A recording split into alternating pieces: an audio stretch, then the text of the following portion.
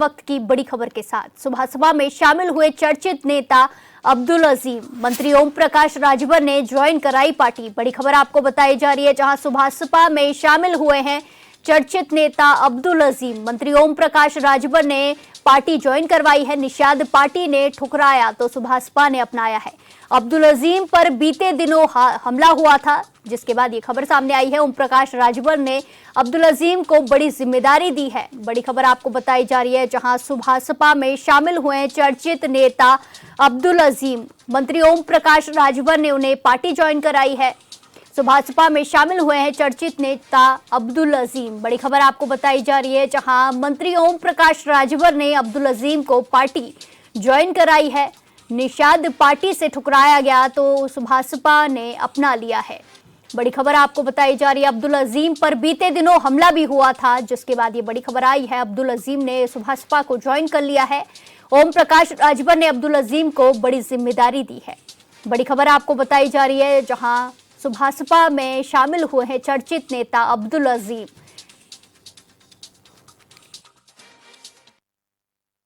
और लोगों का आह्वान भी करते हैं कि आइए हम सब लोग मिलकर के अपने अधिकार की लड़ाई लड़ें।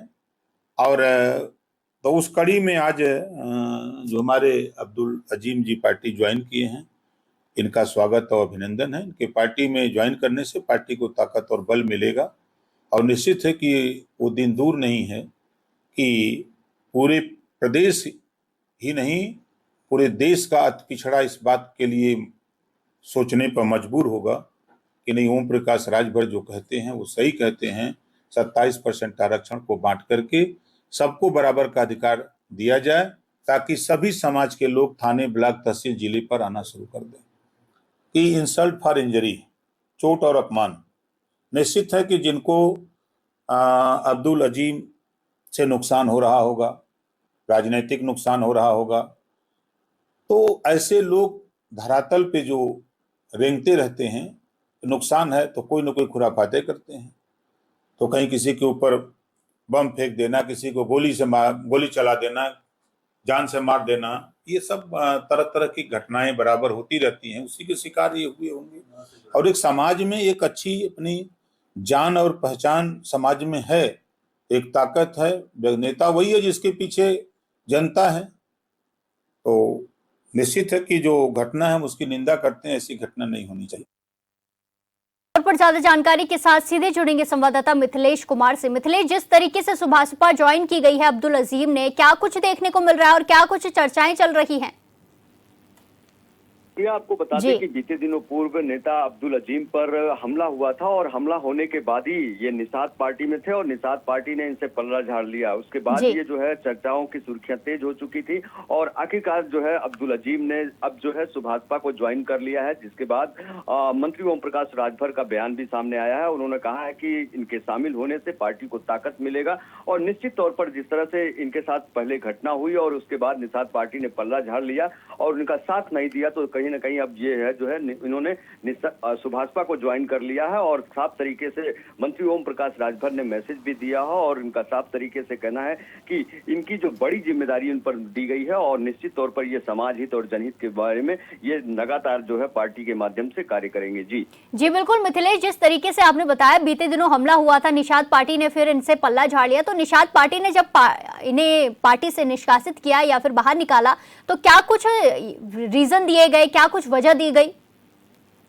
देखिए, वजह ये था कि जो इन पर जो है हमला हुआ था और उस हमले को लेकर जो है तमाम जो है निषाद पार्टी की तरफ से कोई बयान सामने नहीं आया। निषाद पार्टी के लगातार जो है उसमें जो है कोशिश की जा रही थी, बातचीत करने की कोशिश की जा रही थी। आखिरकार निषाद पार्टी की तरफ से एक प्रेस विज्ञप्ति जारी की गई और उसमें ये बताया गया कि अब्दुल अजीम का पार्टी से कोई वास्ता संबंध नहीं है। तो आखिरकार जो है जब ये लगातार अपने आप को जो है अब्दुल अजीम प्रदेश सचिव बता रहे थे निषाद पार्टी का, और उसके बाद जो है प्रेस विज्ञप्ति आना, उसमें राजनीति में काफी हलचल हो गया था और उसके बाद जो है अब इन्होंने जो है सुभाषपा को ज्वाइन किया है और उन्होंने साफ तरीके से कहा है कि जनता के हित में लगातार जो है वो कार्य किए जाएंगे। जी बिल्कुल, धन्यवाद मिथिलेश हमारे साथ जानकारी साझा करने के लिए। इसी के साथ खबरों में आगे बढ़ते हैं। ग्रेटर नोएडा में गाजियाबाद के पत्थर व्यापारी के बेटे का अपहरण करने वाले बदमाशों से पुलिस की मुठभेड़ हो गई। इस दौरान दोनों बदमाशों को गोली लग गई, जबकि अन्य 3 बदमाश पुलिस की गिरफ्त में ले लिए गए हैं और 25 साल के शशांक को सकुशल बरामद कर लिया गया है। पुलिस ने आरोपियों के कब्जे से कार, अवैध हथियार और कारतूस बरामद कर घायल आरोपी को अस्पताल में भेज दिया है।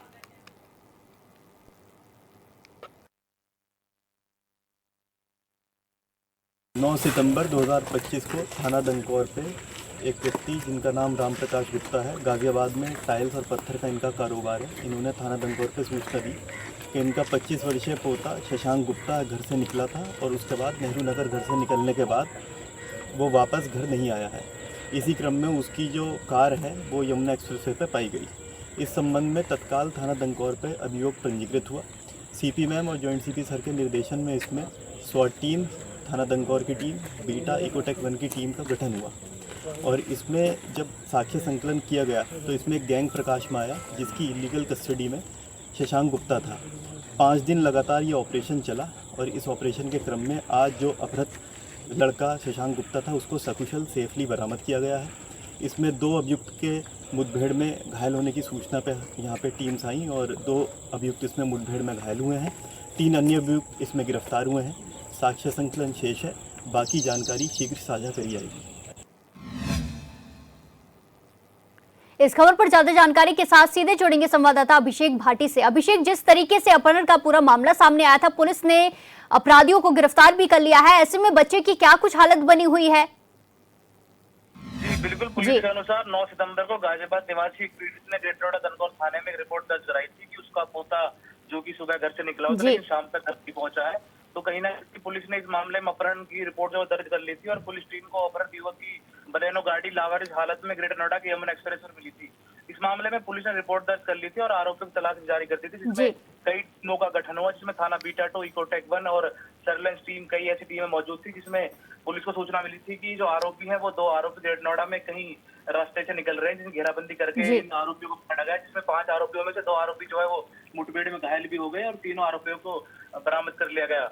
आपको बता दें कि अपहरणकर्ता जो भी थे इन सबको मुठभेड़ में 2 को गोली लगी थी और 3 अभी तक गिरफ्तार हो चुके हैं। जी बिल्कुल अभिषेक, जिस तरीके से गिरफ्तार कर लिया गया है अपराधियों को, ऐसे में कोई कनेक्शन इनका सामने आया है जो व्यापारी से कोई कनेक्शन हो? क्योंकि कभी कभी ये भी होता है कि कोई मामला ऐसा अपहरण का सामने आता है तो उसमें कोई नाते रिश्तेदार या फिर करीब का इंसान ही होता है जो इस वारदात को अंजाम देता है। ऐसे में कोई ऐसा कनेक्शन सामने आया मामले में?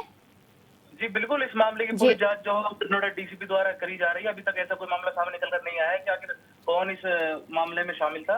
तो कहीं ना कहीं इस मामले का जो अपहरण में जो युवक शामिल थे इन सबको गिरफ्तार करके जेल में भेजा भी गया है और कहीं ना कहीं इनकी जो तहकीकात है वो पूरी तरह से चल रही है। जी बिल्कुल अभिषेक, जो व्यापारी के बेटे को अपहरण उसका किया गया था तो वो कितने समय पहले किया गया था, कितने दिन पहले किया गया था?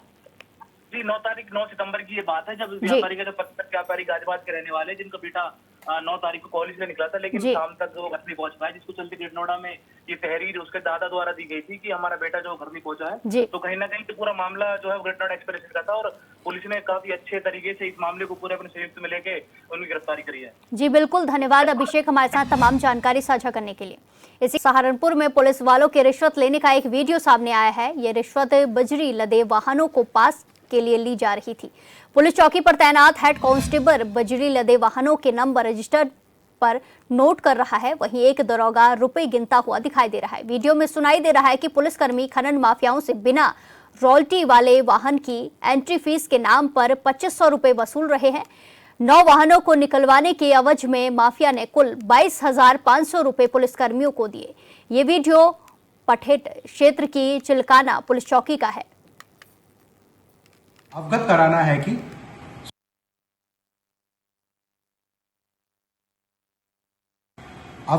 है कि सोशल मीडिया पर पठेड़ चौकी को लेकर एक वीडियो वायरल हो रहा है जिसका संज्ञान लेकर संबंधित चौकी प्रभारी एवं सिपाही को सस्पेंड कर दिया गया है एवं थाना प्रभारी को लाइन हाजिर कर दिया गया है। इसके अतिरिक्त इस पूरे प्रकरण की जांच हेतु एक गेस्टेड ऑफिसर के अंडर जांच बिठाई गई है। उनके जांच के निष्कर्ष के अनुसार इसमें अग्रिम कार्रवाई की जाएगी। इस खबर पर ज्यादा जानकारी के साथ सीधे जुड़ेंगे संवाददाता मनोज कुमार से। मनोज, जिस तरीके से पूरा मामला सामने आया है जहां रिश्वत ली जा रही है खनन माफियाओं से, क्या कुछ कार्रवाई की जा रही है, क्या कुछ आगे एक्शन देखने को मिल रहा है? माफियाओं का एक जी। वीडियो जो वायरल हुआ है, इस वायरल वीडियो में जब जांच की गई तो यहाँ पर एसएसपी आशीष तिवारी के द्वारा यहाँ पर जो थाना प्रभारी है चिलकाना क्षेत्र के चौकी पठेड़ के, उनको लाइन हाजिर करते हुए एक दरोगा और एक हेड कांस्टेबल को निलंबित किया गया है। आपको जी। बताना चाहेंगे कि ये मामला जो है वायरल वीडियो हुआ है, क्योंकि वायरल वीडियो इसलिए हुआ है किसने इसको वीडियो को बनाया है पैसे लेते हुए, और इस वीडियो को वायरल किया गया है फेसबुक के माध्यम से। उसके बाद ये सोशल मीडिया पर ट्रेंड करने लगा वीडियो, जिसके बाद संज्ञान लेते हुए एसएसपी ने कार्रवाई की है। और आगे भी भविष्य में एसएसपी द्वारा निर्देश दिए गए हैं कि ऐसे कोई भी कार्मिक अगर होंगे तो उनके खिलाफ अभियान चलाकर कार्रवाई की जाएगी और उनको निलंबित किया जाएगा। जी बिल्कुल मनोज, जिस तरीके से लगातार कार्रवाई देखने को मिल रही है, ऐसे में जो खनन माफिया पैसे दे रहे थे उन पर भी कोई कार्रवाई की है, उनके ऊपर मुकदमा दर्ज किया गया है?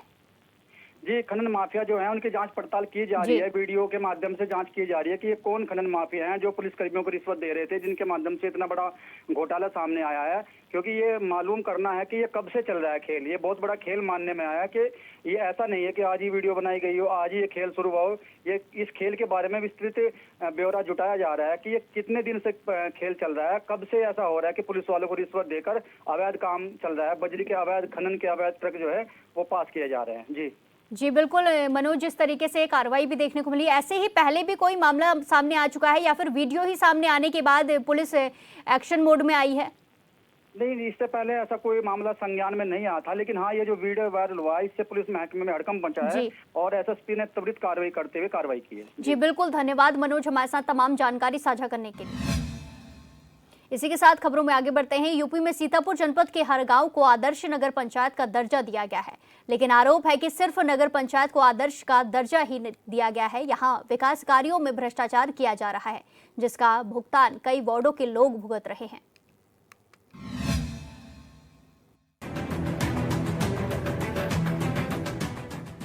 सीतापुर जिले में हर गांव आदर्श नगर पंचायत का नाम ही सिर्फ आदर्श है, काम नहीं।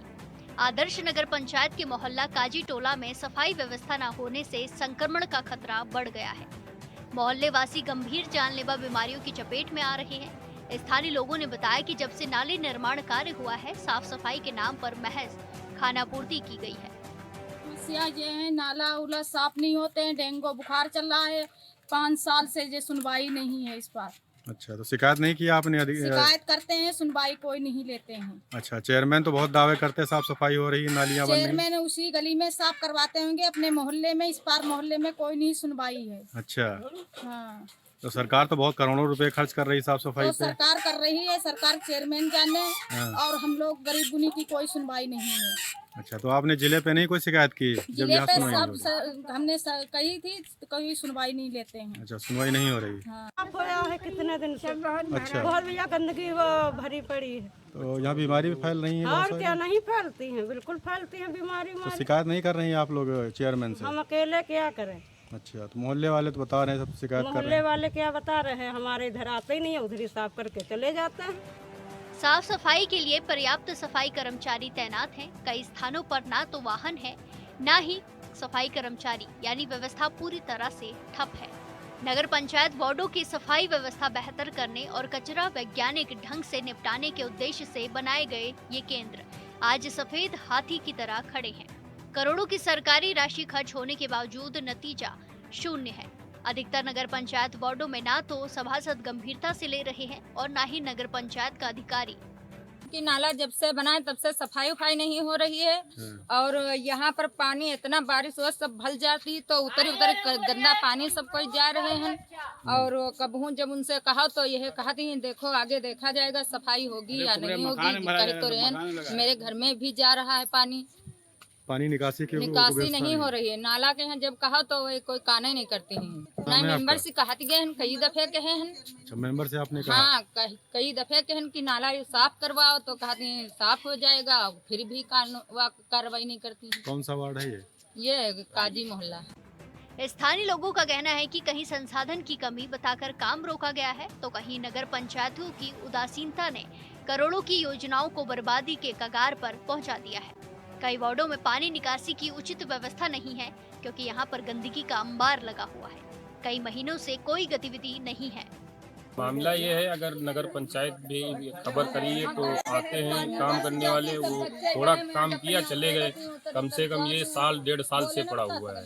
कोई सुनवाई नहीं, नगर पंचायत जितना भी जाइए, और बच्चे अलग से बीमार हो रहे हैं, कहीं उनको डेंगू बुखार मलेरिया ये सब फैल रहा है, मगर कोई मतलब नगर पंचायत का कोई भी सदस्य यहाँ काम करने नहीं आता। अगर वहाँ कहने जाओ तो कहते हैं ये अरे बहुत खास मामला है, इनका काम कर दीजिए, फिर भी कोई नहीं आता है। हो गए हैं 5-6 साल। 5-6 साल। तो क्या कहते हैं ये नगर पालिका चेयरमैन? ये बोलते हैं कि यहाँ का आर्डर ही नहीं है। अच्छा, तो ये तो नगर वार्ड में है, तो ये बात उनसे आप मालूम करिए, हमें मालूम नहीं है। अच्छा, तो गंदगी तो फैल रही है, गंदगी फैल रही है, बच्चे बीमार पड़ रहे हैं, डेंगू मलेरिया। अच्छा, स्थानीय लोगों का कहना है कि कूड़ा आज भी सड़कों या गलियों में ही फेंका जा रहा है। प्रशासनिक अधिकारियों की चुप्पी भी सवालों के घेरे में है। जिले के जिम्मेदार अधिकारी चुप क्यों हैं? सवाल उठता है, आखिर इतनी बड़ी लापरवाही के लिए दोषी कौन है? नगर पंचायत जो केंद्रों का संचालन नहीं कर रही, या नगर पंचायत विभाग जो इनकी मॉनिटरिंग में विफल साबित हो रहा है? भैया मामला ये, यहाँ पे कचरा निकाल के डाल जाते हैं रोड पे और हटाते भी नहीं है। मतलब निकाल के डाल दिया तो हटाना भी चाहिए, लेकिन हटाते नहीं। कचरा यहाँ पे पड़ा रहता है तो महीनों पड़ा रहता है, लेकिन कोई साफ ही नहीं करता। ये देखो नाले भरे हुए हैं, कम से कम 3 महीने हो गए हैं और भरे हुए अभी हटा नहीं है कचरा। वहाँ पे बिल्कुल तो बंद है, ये फौजी का घर है, वहाँ पे बिल्कुल बंद है नाला, वो खुलता ही नहीं। कभी ना बोलते हैं चेयरमैन वेयरमैन, कुछ बोलते हैं इसको कि खोल दिया जाए, आगे पानी निकल जाए, इसीलिए भरता है पानी। सीतापुर जिले की नगर पंचायत हरगांव को आदर्श नगर पंचायत का दर्जा दिया गया है। नगर पंचायत में विकास कार्यों को लेकर करोड़ों रुपए खर्च करने का दावा किया जा रहा है, लेकिन अधिकांश नगर पंचायत के वार्डों की हकीकत यह है कि जहां पर नाले सही थे वहां नालों को तोड़कर फिर से नालों का निर्माण किया जा रहा है, लेकिन पानी की निकासी पर ध्यान नहीं दिया गया। शिकायत कोई आई नहीं। पहले शिकायत जो मिली थी तो उसमें जो पानी जल निकासी का हमारा पानी था, वो नाला जो है हमने बना दिया। कुछ नाला थोड़ा रह गया है, जो आप देख रहे होंगे ये विजय सेरा वाली रोड से, तो यहाँ तक के तो नाला पूरा बन गया है, थोड़ा नाला रह गया है और वो नाला जो है तालाब में आ जाएगा, उससे जो है थोड़ी दिक्कतें आई। बाकी तो वहाँ सफाई बराबर होती है। फिर गंदगी भी जो है कर देते हैं। कुछ तो हमारे कर्मचारियों की भी गलती है कि नाली में झाड़ू लगा दिया जिससे, और कुछ और लोगों से कि कूड़ा गाड़ी जाती है उसमें न देकर अब तो नालियों में डाल देते हैं। लेकिन आप उसमें संज्ञान में आई है बात, तो वो पूरा विधिवत जो है पूरी तरीके से जो है उसकी सफाई करा दी जाएगी, और आगे जो है अगर नाला नहीं बन पाता तो फिलहाल कच्चा खुदवा कर जल निकासी पूरा कार्य हो जाएगा।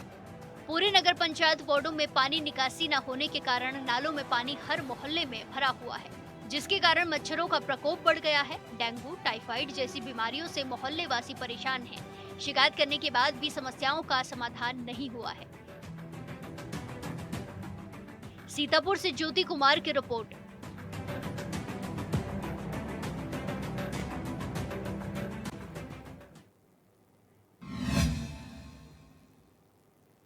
इस बुलेटिन में फिलहाल के लिए इतना ही। बाकी तमाम खबरों के लिए देखते रहिए HNN 24/7। नमस्कार।